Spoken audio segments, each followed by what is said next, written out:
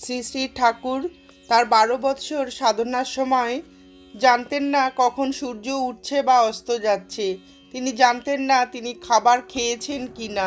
কদাচিৎ ক্ষণিকের জন্য বাহ্য জ্ঞান ফিরে এলে তিনি অনুভব করতেন যেন তার ভেতরে কে রয়েছে, এবং তিনি জিজ্ঞাসা করতেন, তুমি কে, কী জন্য তুমি এখানে রয়েছ? মা তাকে এইভাবে আবিষ্ট করে রেখেছিলেন। তার দেহ এই প্রকার দর্শনের জন্য বিশেষভাবে গঠিত হয়েছিল, সাধারণ দেহ ছিল না। তিনি বলতেন, আমার মধ্যে যে অনুভূতি হয় তার 1/1000 যদি সাধারণ মানুষের মধ্যে হয়, তাহলে তার দেহ ভেঙে টুকরো টুকরো হয়ে যাবে। একটা পাগলা ষাঁড় বাগানে ঢুকে যেভাবে সব কিছু ভেঙে উপড়ে দেয়, সেইভাবে তিনি মত্ত হাতির সঙ্গে তার ভক্তির তুলনা করতেন।